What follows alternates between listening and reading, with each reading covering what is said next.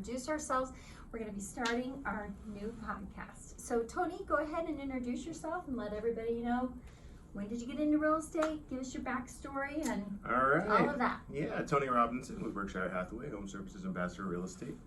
And I got into real estate just a short time ago, it's been about 10 months now. And I met Shelly. She's the trainer broker over here at Berkshire. And she kind of took me under her wing. And it was a tough go at first. I was very frustrated, very overwhelmed. You take your test and you think, all right, I'm a real estate agent now. That's not the case. And so we've kind of just been peeling back layers, and I was kind of blessed to get into production, kind of quick. So I was baptized by fire is what Shelly calls it. Yes, he was turned into the brimstones and fire of real estate. That's right. So just taking a little bit at a time, and just kind of that's where we're at with it. That's right. But there's more to the story. Okay, so Tony is a seasoned investor. So this is what kind of lit my fire when I met him, because I was like, what? You already have investment properties. So how long have you been investing in real estate? My wife and I, we actually started investing about 10 years ago. I was 21 and young and wanting to... young and dumb, or 20 and smart? I guess it was a smart investment at the time. Yeah. So hung on to that property, invested. It was completely, it was almost condemnable, to be frank. So we got in there was actually mice running around in the property, and my wife's like, are you serious? Yeah, we always like to have seasoned tenants. Yes. So that was the kind of the deal. We put a lot of sweat equity into that home. We purchased for a price, and we ended up making a profit after we held the property for some time, and we ended up taking those proceeds and kind of running with it. So great. Yeah. So that's a little bit about Tony. I'm going to just talk a little bit about me. I got my real estate license when I was 32, and I am now officially 56. So I am definitely seasoned. I have seen just about every type of real estate market. Some have been really, really great. Others have not been so great. And I think that my biggest takeaway is that you don't stop learning when you're in real estate. I mean, you have wins, you have some serious downfalls and regrets.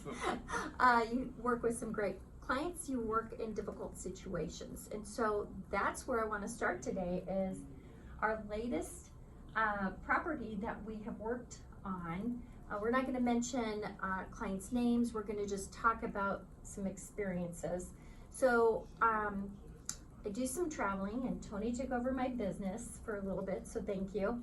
And I sent him out to a small town, and for where he lives to where this property was, it's probably an hour and a half drive. Mm-hmm. Okay. And it was not good weather, and he braved the elements, went out there. And lo and behold, we walk into a situation where there's a lot of liens on the property. Yeah. So we took the challenge to take on the listing, and Tony was the forefront person. He got the client to set an appointment with me. We came in and immediately knew that there was some challenges. So the first thing that we did was we pulled title. And what did we see when we pulled title? Yeah, there was quite a few liens. Yeah. So this property had been listed with another real estate company, and they were at an absolute ridiculous price. And the thing about when you are going to go sell your property, you can ask for the world, but will you get it? Sure. So if you don't get the offer, what do you have to do? We have to readjust and come up with a new pricing strategy. So we have to listen to what the market says. If the market says, no, that's not going to work, we drop the price. So after we get title back a second time, there's more judgments on this property, right?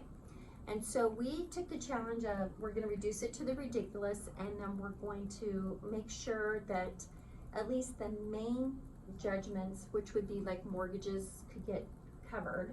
And so we've done that. We're now at pending, and now we have an attorney involved.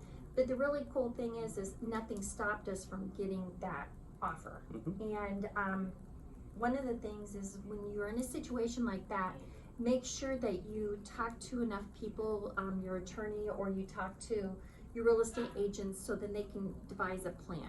So one of the things that Tony and I really pride ourselves on is that we have pricing and marketing strategies specific to each property. And when Tony first got started, he says, hey, there's this for sale by owner. And he was out, he was showing properties. He says, hey, can you go show it? Or not show it, can you call it? Call the seller. So I called and set the appointment because he was out looking for properties for a client in that price point. And again, we're not going to mention addresses or clients' names. Sure. But I want you now to talk a little bit about that listing and how you acquired it. Sure. Yeah. So, like Shelly mentioned, it was a for sale by owner. I was driving around, hungry for transactions. So I came back to the office and said, Shelly, will you call it? Will you call it? And I was nervous, so Shelly called and she set the appointment, and I went to the appointment, and it was actually my first appointment ever. So she said, nope, you can go do it. You can do it by yourself. Go.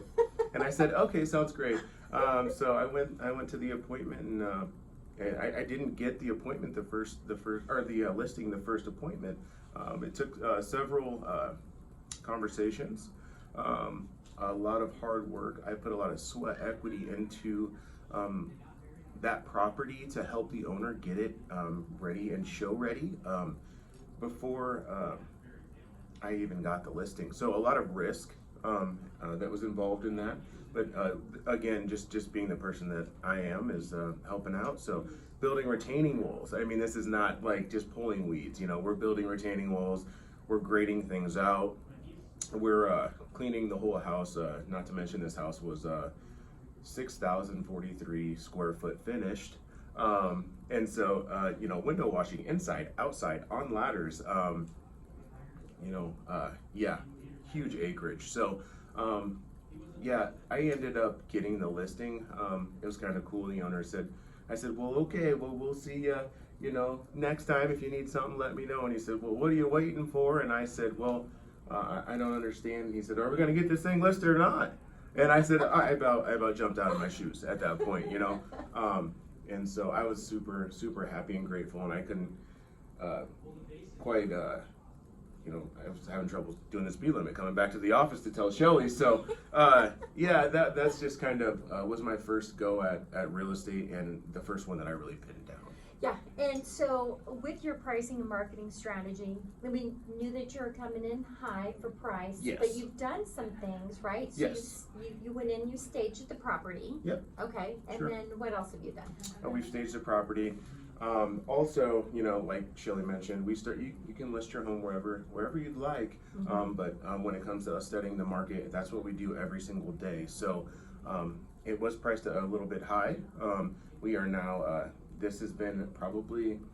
It's not a quick process sometimes. The caveat to this is this property was almost $1 million listing. So if you know anything about market times and you're in a very rural area over in Iowa, time frames are different in every market and every season. And so he missed the mark, right? He missed it because see what happened was the interest rates were here and then they popped up and now they're slowly coming back down. Sure. So every day Tony's been in front of this seller talking about what's constant on the market, communication. what's coming on, what's sold, what is everybody doing, and so something major happened. Yep. So, so we finally, after repetitive breakfast appointments, and this client specifically liked hard copy. So not a lot of internet or email. So this is a very hands-on file. Just bringing market data and comparable properties within that realm, helped my client understand where we needed to be. So, we are finally major reduction. So we are getting a lot of foot traffic on that property. Like over $250,000 price so reduction. quite a bit. Huge. Yeah. So I'm really, really proud of you. I want to welcome you to Berkshire Hathaway. Sure. I think it's a great company. We have a ton of support, and I just can't wait to see where the next 10 years takes you, and I hope I can be a part of that with your growth and see where you and Christina can take your investment side and then real estate side. And of course, I really love the fact that you work so hard building out relationships before you go in, Yes. trying to get the property listed. And that spoke to me because I've done that for years. I'm a relationship agent versus a transactional Yes. agent. And when you start doing that and you start listening to your client's needs and understanding whether the goal is to sell it for a high dollar, just to cover, liens, whatever it is, we're gonna go ahead and reach that goal. And Sure. I believe that you have that same quality and mission and mission statement, as you Yeah. move forward in your real estate career. So I want to thank you today for coming on to our first podcast. Sure. And if you guys need to get a hold of Tony, how can they get a hold of you? Just give me a jingle. 402-320-9841. And Tony is licensed to sell in Iowa and in Nebraska. Yes, ma'am. I'm licensed in Nebraska. I used to have my Iowa license, and now he's saying, Shelly, go get your Iowa license. So I'm coming back over to the Iowa side. So anyway, I'm Shelly Novotny, again with Berkshire Hathaway Home Services Ambassador Real Estate. You can reach me at 402-250-7042, and we cannot wait to meet you.